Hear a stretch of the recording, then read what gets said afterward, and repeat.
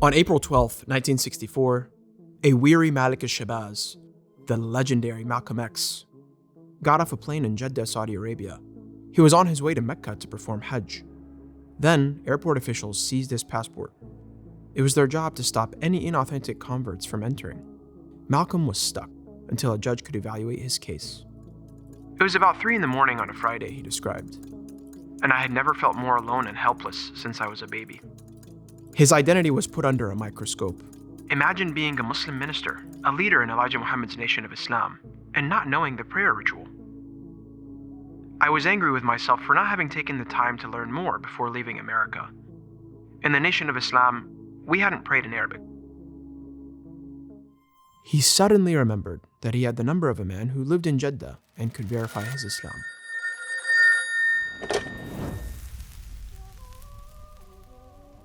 As Malcolm made tawaf around the Kaaba, he may have reflected on the long journey that had brought him to this moment. His earliest known ancestor had been enslaved from Mali and brought to America.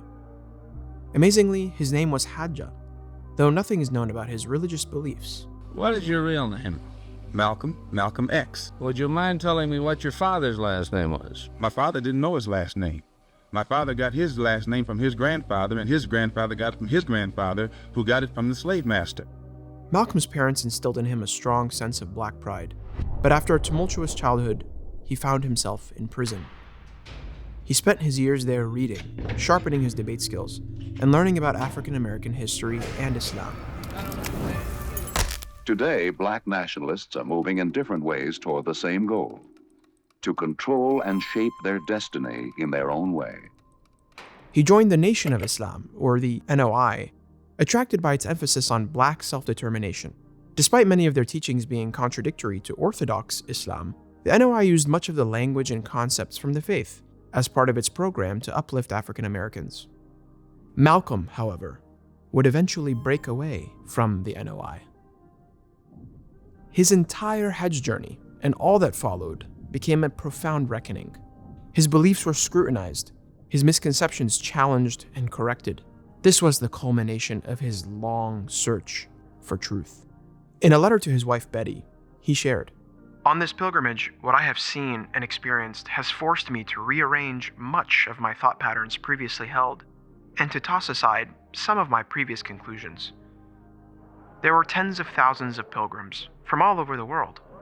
They were of all colors, from blue-eyed blondes to black-skinned Africans. But we were all participating in the same ritual, displaying a spirit of unity and brotherhood that my experiences in America had led me to believe never could exist between the white and the non-white." With every person he met, every hand and grace he was offered, Malcolm's call to justice expanded. When I was on the pilgrimage, I had close contact with Muslims whose skin would in America be classified as white, and with Muslims who themselves would be classified as white in America. But these particular Muslims didn't call themselves white. They looked upon themselves as human beings, as part of the human family, and therefore they looked upon all other segments of the human family as part of that same family.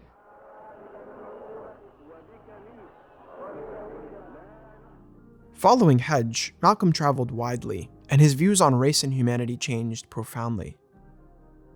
In his letter to Betty, he had written, "America needs to understand Islam, because this is the one religion that erases from its society the race problem. Throughout my travels in the Muslim world, I have met, talked to, and even eaten with people who in America would have been considered white. But the white attitude was removed from their minds by the religion of Islam. I have never before seen sincere and true brotherhood practiced by all colors, together, irrespective of their color." I'm a Muslim. I believe in the religion of Islam, which believes in brotherhood, complete brotherhood of all people. As the world became more aware of Malcolm, Malcolm was also becoming more aware of the world. The peak of his efforts for African Americans coincided with a wave of movements for justice and decolonization across the world, and especially in Africa. Malcolm's awareness of the global struggle against oppression increased significantly in 1959, when he traveled to several African nations and witnessed firsthand the fight for liberation. A few years later, in 1962, Algeria offered a powerful example when its people freed themselves from over a century of French colonial rule. Malcolm increasingly recognized the parallels between the African American struggle in the United States and the broader fight of oppressed peoples around the world. Throughout his lifetime, within the continent of Africa, he had traveled to Senegal, Guinea, Liberia, Ghana, Nigeria, Algeria, Morocco, Egypt, Sudan, Ethiopia, Kenya, and Tanzania. And on September 4th, 1964, Malcolm headed to Gaza. Over 2 days, he met with local leaders, visited refugee camps, a hospital, and stood at the ceasefire line with Israel. After praying Isha in a mosque, he noted in his diary that the Spirit of Allah was strong. As he climbed the steps to board his return flight in Arish, he turned back to wave and chanted a moving line from Palestinian poet Harun Rashid. "We shall return. We shall return." 13 days later, Malcolm published an essay titled Zionist Logic. He described Zionism as a new form of colonialism that was well disguised and appeared more benevolent and philanthropic. He coined the term Zionist dollarism to expose how US imperialism and Israeli offers of economic aid masked deeper control over struggling African nations. In a later interview, noting that the US financially supported Israel while depriving Americans, especially Black Americans, Malcolm said, "Israel is just an international poorhouse which is maintained by money sucked from the poor suckers in America." What Malcolm X was willing to do at every point was challenge his own prior beliefs for the truth. He was always prepared to make changes By any means necessary. American unity sees the only hope for the black man in America in a strong Africa, and the necessity of the Afro-American becoming inseparably linked with the overall program that's existing on the African continent. In a final conversation with photojournalist Gordon Parks, Malcolm said, "Everybody's wondering why I've been going back and forth to Africa. Well, first, I went to Mecca to get closer to the Orthodox religion of Islam. I wanted first-hand views of the African leaders. Their problems are inseparable from ours. The cords of bigotry and prejudice here can be cut with the same blade. I realized racism isn't just a black and white problem.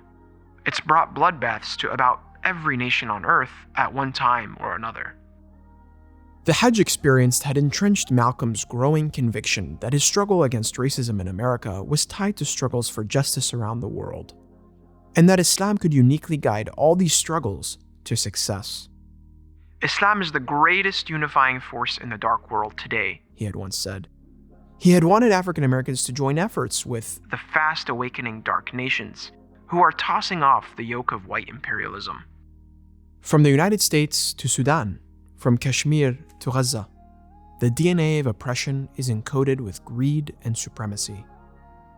Tactics may vary, from surveillance and apartheid to displacement and genocide, but the DNA remains the same. On February 21st, 1965, Malcolm X, El-Hajj Malik El-Shabazz, was assassinated. As he stood on stage at the Audubon Ballroom in Harlem to address the Organization of Afro-American Unity, 3 men rushed forward and opened fire. Malcolm was hit at least 15 times. He was 39 years old. Malcolm learned, and we learned through him, that we cannot afford to care about one struggle while ignoring another. The fight against oppression is one fight, and we must stand with all the oppressed, everywhere, against all forms of injustice.